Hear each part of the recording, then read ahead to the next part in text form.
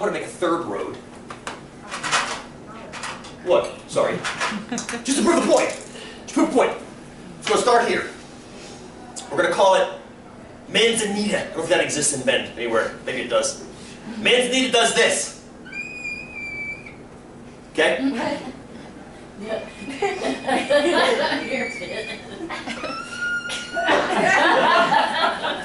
Average grade from there to there on Manzanita. 6%. It's 6. Well, go around. Better answer.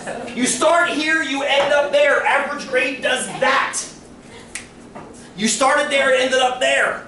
You ended up this far above where you started. And this far below. That's a 6% grade, isn't it? It doesn't matter that you dropped 3.5 miles first. You ended up 6% above where you started. That's the problem, Tammy. You hit upon it. That's the problem with average grade. Generally, we don't make roads like that. Generally. But you've been on roads that do that. When they cut through valleys and canyons and things, they do that. So you got to be careful when you see the grade sign. Okay, you're talking about average. You're talking about in a sense. Is it the steepest grade you're warning me of? We just saw a sign from Pine Nursery Park that gives. There's a little warning sign on the trail that goes around Pine Nursery Park. Go ahead and read it. Read it nice and loud. Which one do you want? Yeah, the whole thing. Yeah. Portions of the trail are what? It's 112. Portions of the trail are 1:12. They're giving you the grade as a fraction. 1/12. For less than 200 feet, and one portion of the trail is 1:10 for less than 30 feet. Hold that thought. Okay. Hold that thought for a second. 1:10 is old school math ease for 1/10. They're giving you the grade as a fraction. What is 1/10? 10%.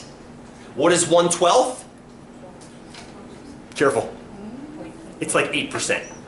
1 divided by 12 is like 8. 8 and an eighth, I think, is the exact answer comes out to. So they're telling you is the sections of this trail are a little steeper than College Way. One of them is almost as steep as, oh no, they're not as steep as Juniper though. So 10%, 8%, 10%. Keep going, please. The average cross slope of the trail is less than 2%. The average cross slope, which means if you're walking along the trail this way, the slope, the diagonal of the trail running against the way, it gets annoying to walk on a beach after a while, yes? If you're walking in the hard packed sand because you're walking on a tilt the whole time, no, I like it too. I'm not saying. But there's a cross slope. They're saying it's less than 2%. 2% you wouldn't even notice. You wouldn't even notice that. You have to make roads have a cross slope and trails because when snow and rain hit them, it has to run off to the sides rather than pulling in the middle and freezing. So they have to have a little bit of, I think it's called a crown of a road, I believe.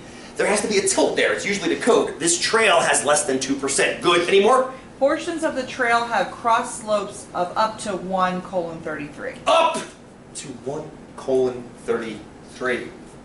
1:33. So they said 1:33, 1 divided by 33, which is about 3%, yes? About 3%. So they're saying 2%, maybe as high as 3%. That is less than College Way 2. So imagine instead of walking up College Way, starting to walk and then turning and walking across it. Would that be hard? Would that be hard? No, that's even easier than doing that, is what we're learning from that sign. Ish? Ish making sense? Ish? That's why I thought I saw a hand. Maybe. Tammy, go! There's a sign for this, they call it grocer's grade, but Okay. it says something like a 6% grade for the next, and I think I want to say it either says 6 miles or 10 miles. I'm sure it does. It gives a mile and a 6%. So what they're talking, I've seen those too. I've seen those as well. I think if you're on 20 out east of town, I believe you see those quite a bit. So when you see 6% grade for the next 10 miles, what they mean is, you've got this, not the scale at all. You've got this road that goes 10 miles. Over that 10 miles, if you track this and this, you will have risen 6 feet for every 100 over that 10 miles. That does not mean that every single, say, 100 feet, you go up 6. You might only go up 5 over one section, like 105, 105, 105. That's 5%, yes? You might go 107 for a couple sections. That's 7%, yes? But if you track the beginning and the end, you have gone 6% just like College Way. The road itself might do things like this. But just the beginning and the end, ignoring all the stuff in between, averages out to 6%. So when they're figuring that, Yes. they take the second sections? They look at this and they look at this. They don't have to look at the individual sections. Oh, this is going to be a good quiz for next week for you guys. I'm envisioning it in my head already. They don't need to look at the individual sections. They just need to look at how much altitude you gained Okay. and how much run you went over. Y divided by X is the grade. It doesn't matter if it drops and rises and drops and rises. You picked up that much distance. They don't keep track of your total elevation gains as you go down and up. Certain apps do that nowadays. If certain little geo tracking apps will do that, they'll give you your grade plus your overall elevation gain. Because some people, I've ridden a bike up and over Sundance Pass, okay? So if you're in Utah, I was in, my sister's in American Fork. I rode from American Fork to Provo Canyon, through Provo Canyon, up and over American Fork Pass, and back. Average grade of my trip, 0. Because I ended up back where I started, which means I didn't go anywhere. Mathematically, if I do this, Megan's house, hi Meg, ride up and over, Provo Pass, American Fork, where the hell pass it is, Sundance, have breakfast, bold granola, hang out, ride back to here. Average grade for my whole trip, 0%. Because I ended up back where I started, which means I haven't gained anything. Mathematically, right? Mathematically, it's all run and no rise. Now, people realize I did an awful lot of work to do nothing. So they started tracking absolute gains. Absolute gains. What they do is they say, okay, you climbed that much twice. Here's how much you actually climbed on your trip. So that's why you have to get your frame of reference. What are they referencing? What is that grade? Generally, you don't see the grade sign after you've gone through the hill. Right? They don't tell you about the 6% grade you just got through. They tell you before you get to it, so that you know it's coming. Right. Does that make sense? Yeah. So it's all relative to where you're picking your start. Oh, that could be a good quiz for next week. I'm excited already. I'm excited. Not a hard quiz, a good quiz touching on these topics. Because there's definitely some confusion that I wasn't predicting, and I'm glad you're asking me these questions, because otherwise I would never get to look inside your head. Kelly, go! So with that one, Yes. it's 6% grade over 10 miles. You're right, that's what the sign says, yes? You know the run, but you don't know the rise. Actually, you don't know either, technically. Technically speaking, you know the hypotenuse. Technically, don't you? Don't you? Isn't that a bastard move? You technically know the hypotenuse is 10 miles. Now, using geometry, you can figure out both the rise and the run if you know it's a 6%. But we're going to explore that later in this class. Because that's a very, very good point. When they give you that 10 miles, they're giving you the hypotenuse. You never see the rise or the run, because generally you're driving on the hypotenuse, unless it's a perfectly flat road. Now, where was your question going from that? Well, just if you could figure it out the same way. I mean, Oh, yes, and the answer to that is yes. If you've got 2 of these 3 components, grade or rise or run, any 2 of those, you can find the third. We're going to be doing that next week when we go outside to do the trees, to figure out how big the trees are. Because you have to then, way. it's exactly the same equation, believe it or not. It's the same equation, just coming up with the equation is the challenge then.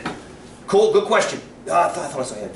I was just gonna say, but the 10 miles, the grade itself, the 6% for the next month, it's just an average.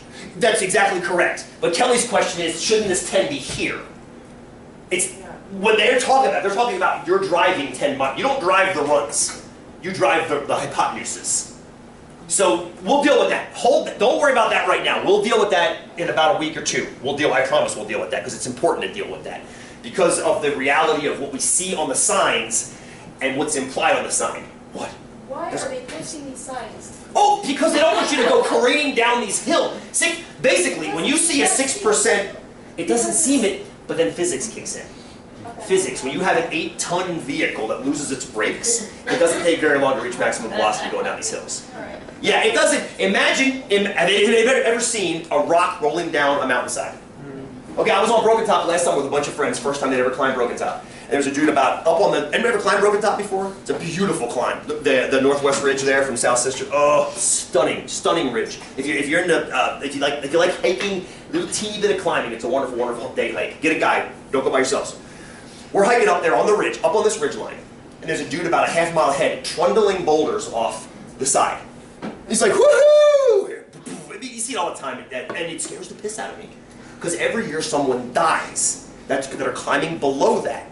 And you think, these people die from like baseball-sized rocks. But if that thing rolls for half a mile down a slope, it's picked up so much speed that a baseball-sized rock can kill you, take your head right off. That's why they put the signs up there. They don't put the signs before 200 feet of 6%.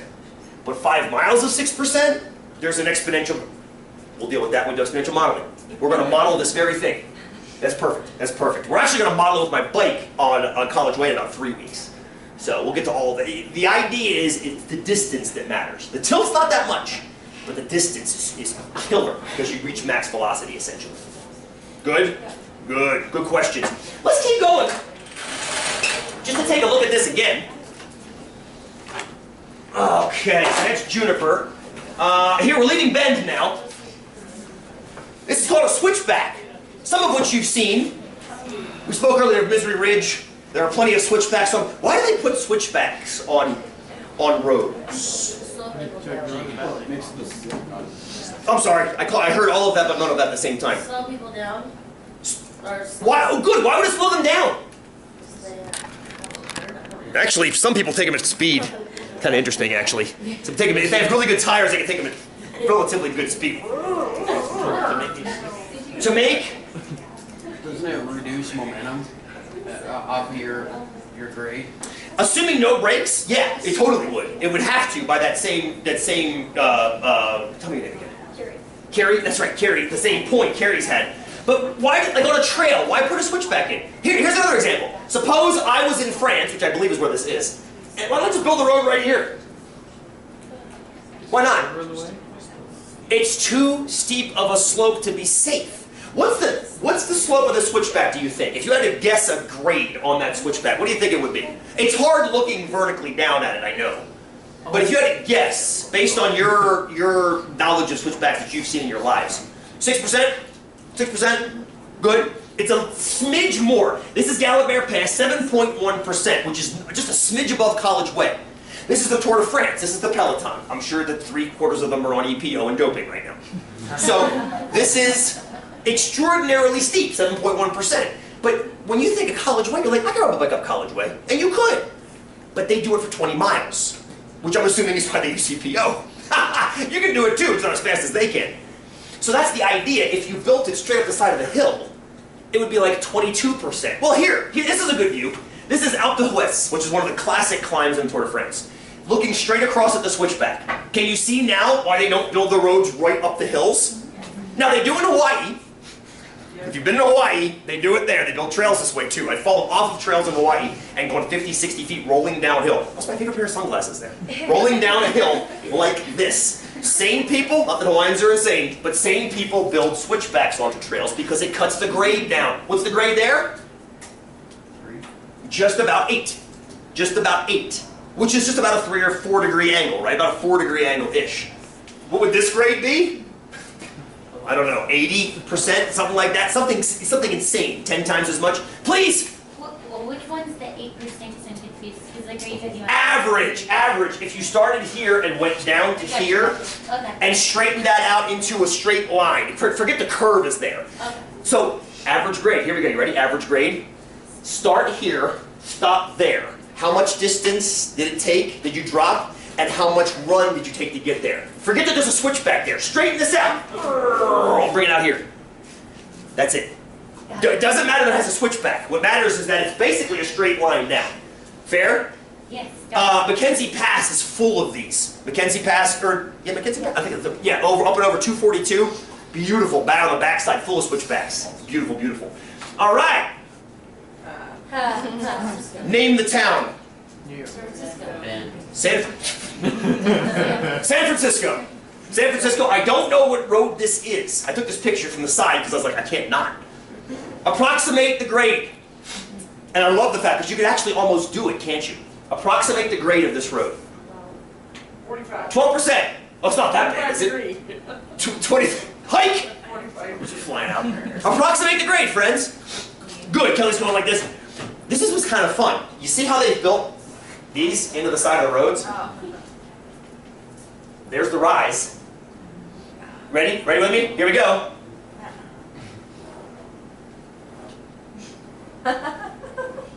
I got about 4.5 runs for a rise. So the rise is 1, whatever that is. I don't know what it is. It doesn't matter what it is, right, Carrie? As long as the units are the same, it doesn't matter what it is. So if the rise is 1 and the run is 4.5, what's the grade? What's the grade? 23%? Somewhere in that neighborhood, yeah? I calculated it as 19%, which is damn close to your 23%. Right? It's roughly 1 in 5. You got 1 for about 5 of these, which is about 20% or 19%. There you go. Does everybody follow what I just did? Does it matter what this is unit-wise? Not at all! Just use that and then across. Done. Fair? Believable.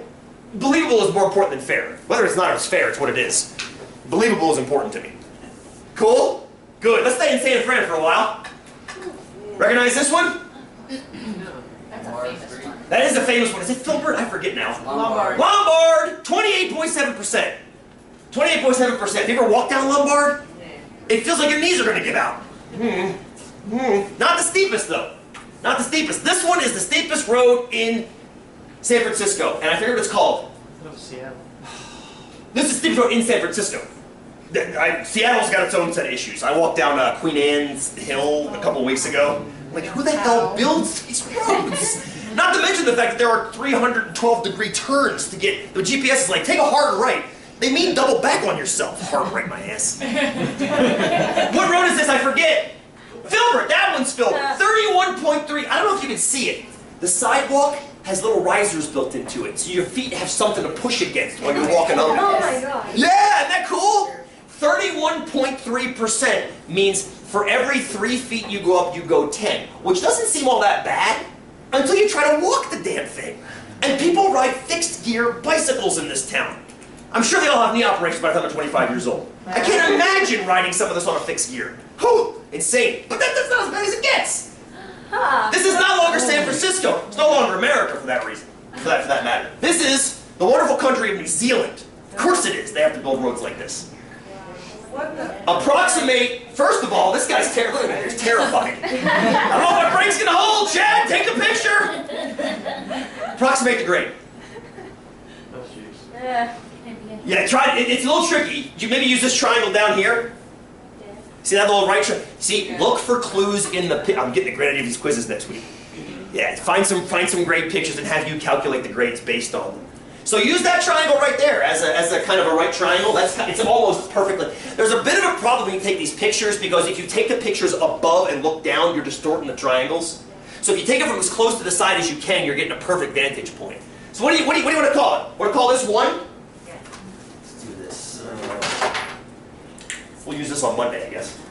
So this is about 1.5 feet to there. So let's measure across the bottom now. That's 2, that's 3, and some change. We got about 4, almost 4, so 1.5 feet over 4. What's that equal to? 1.5 over 4, 15 over 40, 3/8. I'm getting about 37.5%. Is that about right? Exactly.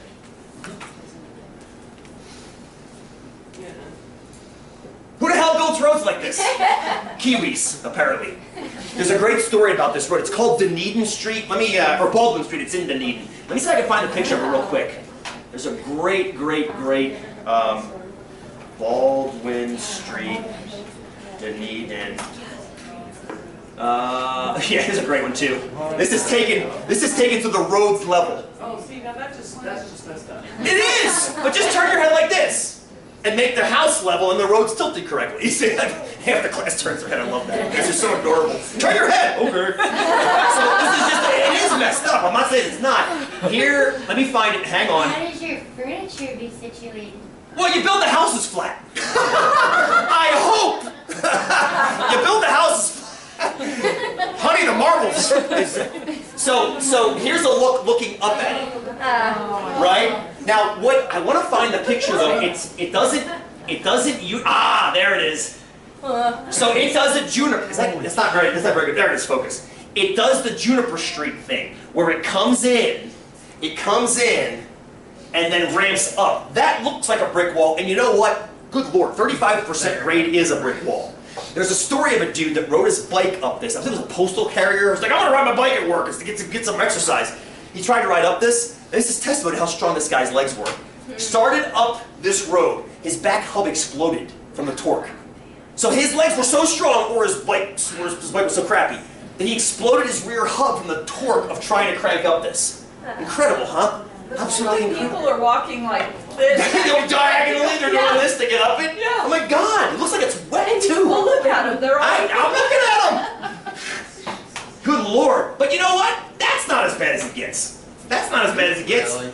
Guess where that is? Unless you saw the label on the PowerPoint when I had it off. You may have seen that.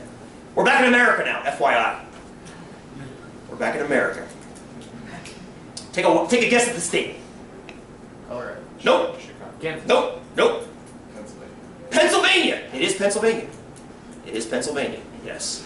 Smarty Bridges. It is Pennsylvania. Say that again. Pennsylvanians are insane. I said Smarty Bridges. The roads, Smarty Bridges. The roads in Pennsylvania, if you're a road bike rider, they're a dream and a curse all at the same time.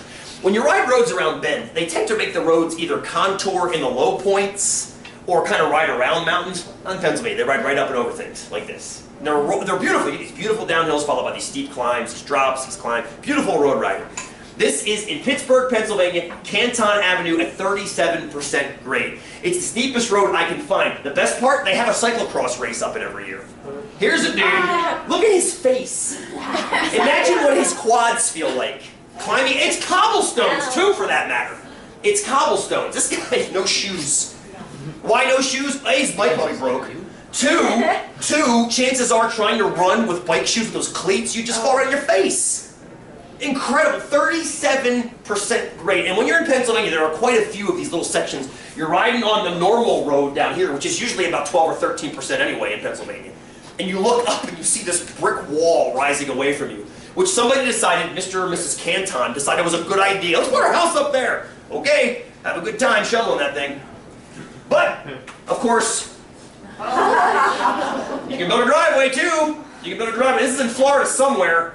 I approximate that at about 40%. It's really tough to approximate this one only because of the tilt of the cab. You couldn't get your car in there, could you?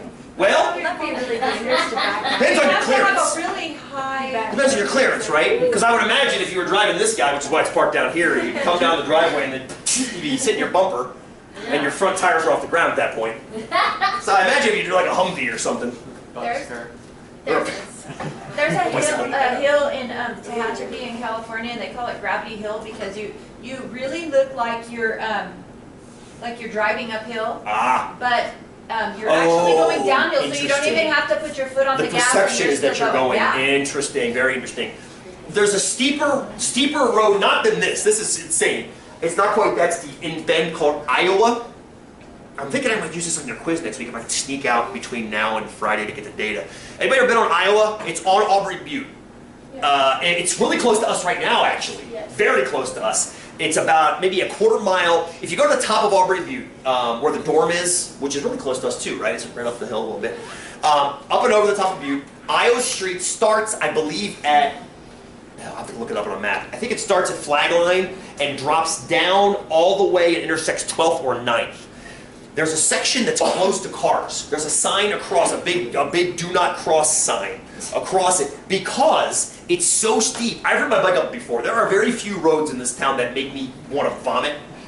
The section that I'm talking about of Iowa makes me want to vomit. It's incredible how much energy I have to expend to get up this one block on Iowa. I think I'll make that your quiz for next week. We'll look at Iowa from the beginning, from top to bottom, piece the whole thing together and explore average grade. Because as you can see, there's the 40% here goes from here to here, yes? What if you started your reference point back across the street and said, what's the average grade from across the street to the top of that driveway?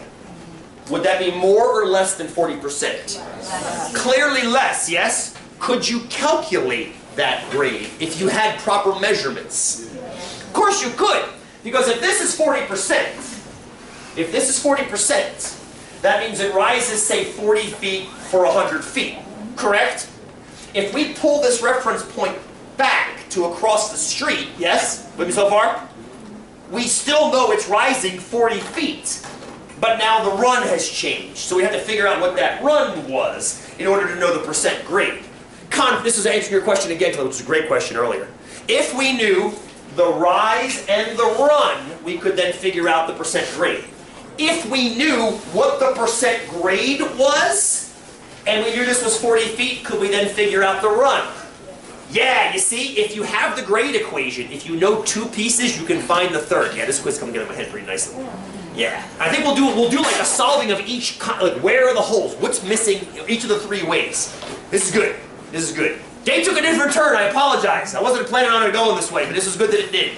Thank you for contributing in class. I get to look inside your minds that way. That's fantastic. Oh, I have stuff to return to you too.